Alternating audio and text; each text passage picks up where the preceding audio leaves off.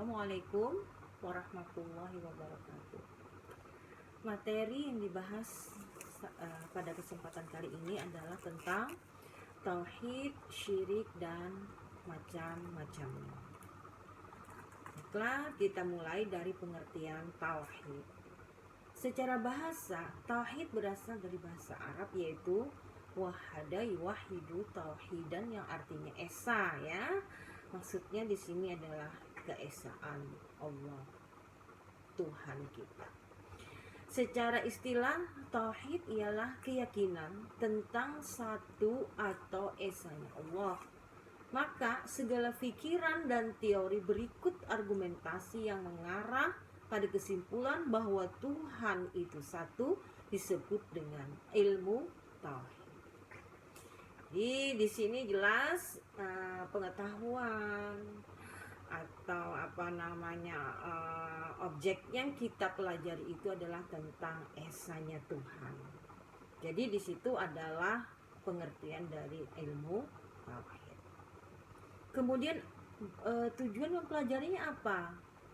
Ya tentu saja untuk mengenal Allah, Tuhan kita, dari dalil-dalil yang pasti, dan menetapkan sesuatu yang wajib bagi Allah dari sifat-sifatnya yang sempurna. Jadi maksudnya di sini mengetahui Allah selain dengan akal kita juga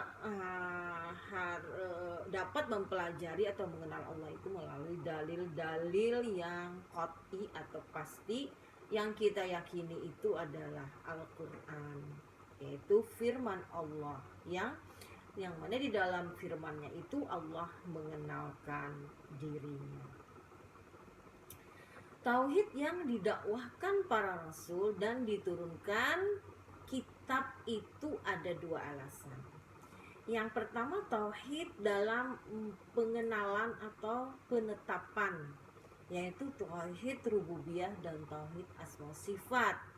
Ya, yaitu mengenal Allahnya itu ya, bahwa Rob itu, Tuhan kita itu, pemelihara itu adalah satu secara zatnya atau wujudnya itu, dan mentauhidkan dari segi nama dan sifatnya.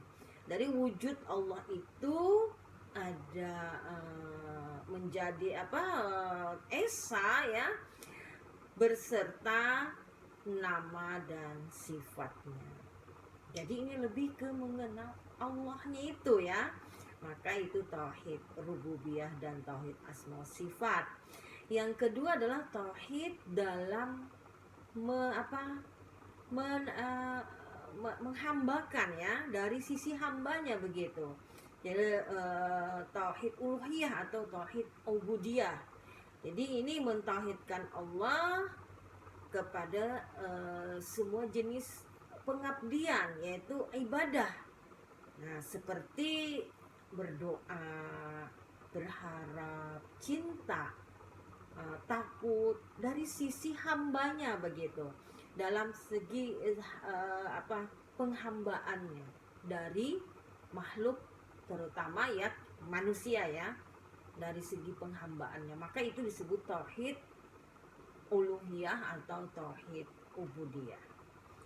Dan itulah yang disampaikan oleh para rasul, para nabi ya, mengenalkan Allah itu dari segi Allahnya dan dari segi cara menghambakan atau beribadah kepada Allah. Lawan dari tauhid adalah syirik. Nah, syirik itu adalah perbuatan atau sikap, niat juga, terutama menyangkut pada akidah atau keyakinan, di mana seseorang melakukan sesuatu bukan sepenuhnya karena Allah, tetapi bersamaan dengan itu dia melakukannya juga karena alasan yang lain. Ada unsur-unsur lain begitu, bukan hanya karena Allah.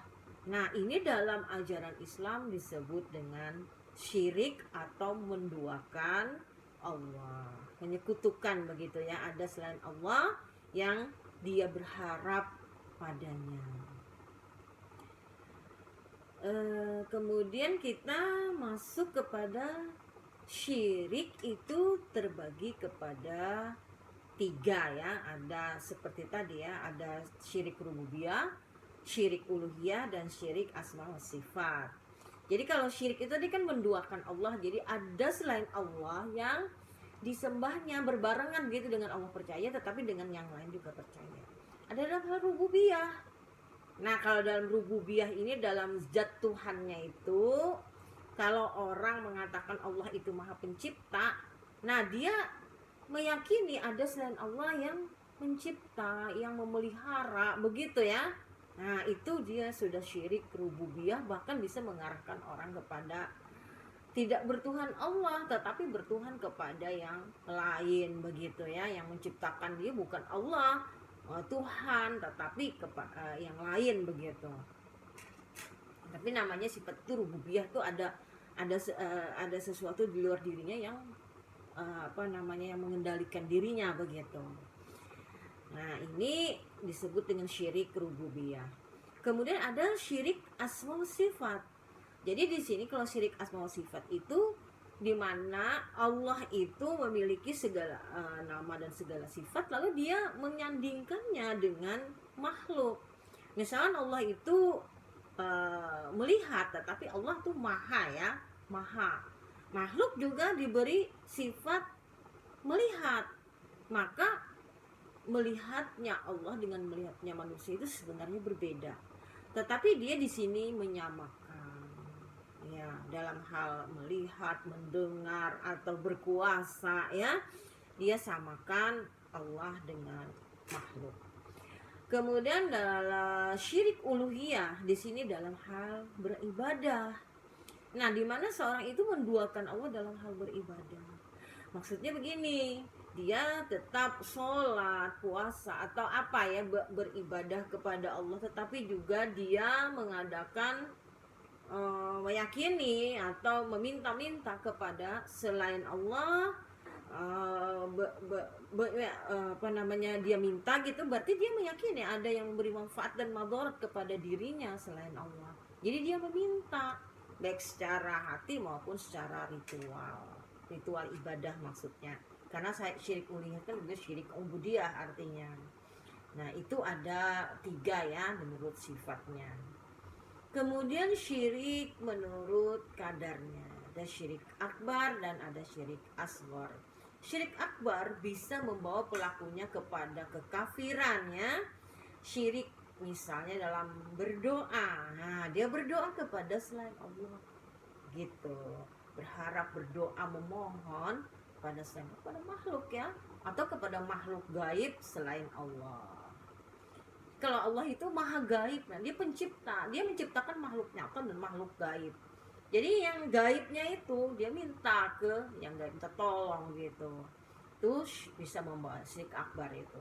Kemudian syirik dalam niat. Jadi melakukan ibadah semata karena ingin mungkin pujian ya dari orang lain, tapi semata meminta pujian, tidak ada karena Allahnya. Itu bisa masuk kepada syirik akbar. Kemudian syirik dalam ketaatan. Nah, ini taat kepada manusia atau makhluk di atas taatnya kepada Allah. Ketika makhluk itu yang ditakutinya, yang dicintainya menyuruh kepada durhaka kepada Allah, dia takut atau dia taat kepada makhluk. Nah, itu membawa seorang kepada syirik akbar. Kemudian syirik dalam kecintaan. Nah, cinta kepada makhluk, apakah itu apa benda manusia melebihi cintanya kepada Allah, maka itu termasuk syirik akbar. Misalnya mencintai orang tua, mencintai suami, mencintai istri itu lebih daripada mencintai Allah. Harusnya tempatkan itu di bawah ya, di bawah mencintai Allah. Kalau seperti di atas ya, di atas mencintai Allah atau lebih, maka termasuk syirik akbar. Kemudian yang kedua adalah syirik asghar. Nah, ini melakukan sesuatu terbersit di dalam hatinya itu, bukan ditampakkan atau diucapkan. Nah, dari tingkah laku ditampakkan tidak, tetapi di dalam hatinya saja.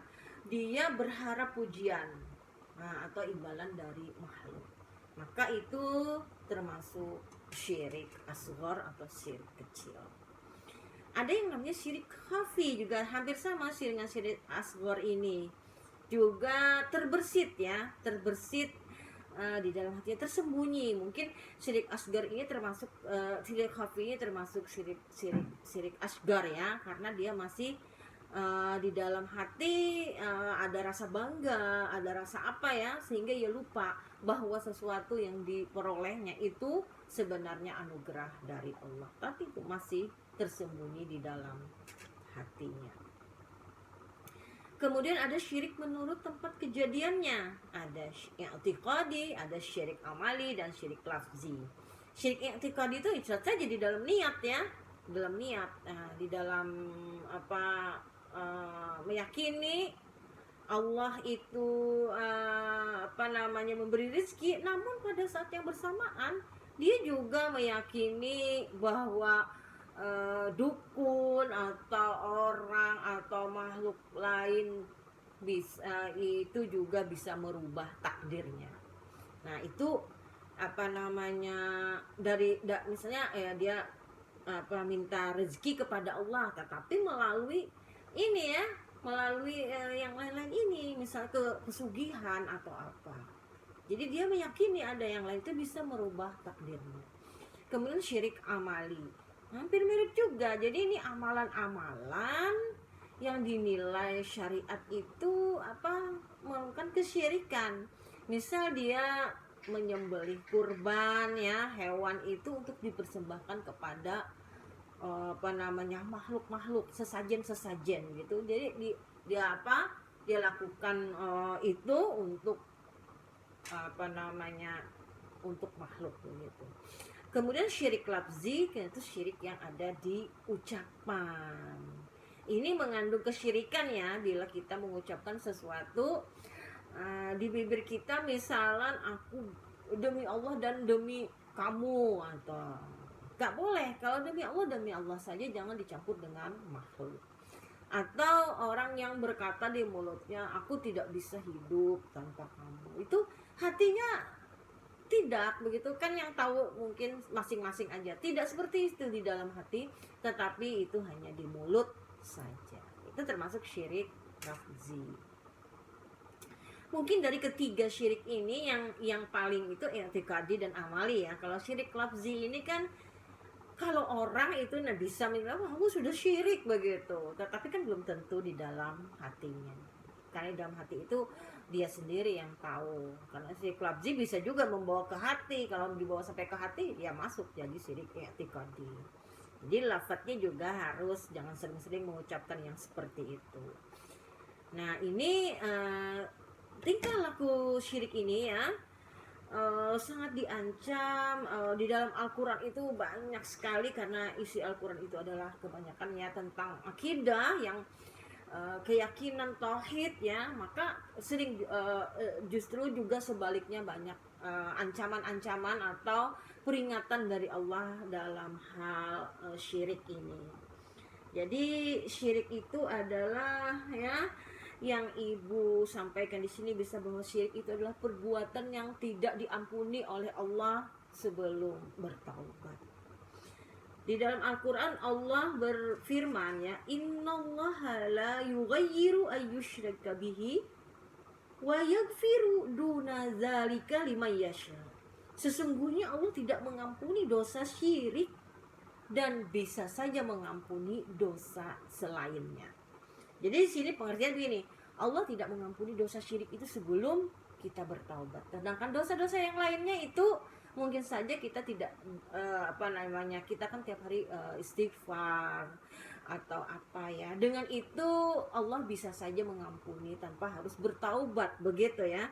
Tapi kalau syirik sebelum taubat Allah tidak akan mengampuni. Jadi innallaha la yughayyiru ayyushraka bihi wa yaghfiru dan bisa saja mengampuni duna zalika liman yasha, selain daripada dosa syirik itu jika Allah menghendaki. Nah itu yang harus kita ingat, bahwasanya syirik ini amat berbahaya. Kemudian bila orang berbuat syirik itu, kata Allah ya, firman Allah, dia akan disesatkan, makin disesatkan oleh Allah. Itu ada surah An-Nisa ayat 116, wa may yusyraka billahi faqad dhalalan ba'idan. Barang siapa yang syirik pada Allah, maka Allah akan sesatkan dia sejauh-jauhnya. Itu yang tadi yang Allah tidak mengampuni dosa syirik tadi ada di surah An-Nisa ayat 48. Banyak ya, hati-hati kita dengan syirik ini, karena perilaku syirik ini kadang-kadang kita tidak terasa melakukannya, tetapi ternyata yang kita lakukan adalah syirik. Makanya dikatakan syirik itu adalah seperti semut kecil berjalan di tengah malam gelap gulita di atas batu yang hitam, tetapi ketika dia menggigit sangat sakit, begitu ya. Jadi tanpa terasa kadang-kadang kita melakukan perbuatan syirik. Makanya dari itu ingat, kita harus beristighfar, berdoa, dan selalu meluruskan hati kita setiap hari supaya terhindar daripada syirik ya. Memang banyak ayat-ayat Al-Qur'an ya yang membicarakan tentang ini. Cuma itu yang Ibu sampaikan di sini adalah surah yang tadi ya, An-Nisa 48 dan An-Nisa 116. Dan juga syirik ini bisa merusak tauhid.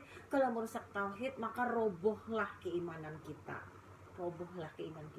Kalau kita melakukan syirik. Ya, kalau yang sengaja ya. Kalau yang tidak disengaja, mungkin kita terus belajar terus meluruskan tauhid kita supaya kita tidak jatuh ke dalam jurang kesyirikan. Demikian penjelasan kali ini, mudah-mudahan bermanfaat. Wassalamualaikum warahmatullahi wabarakatuh.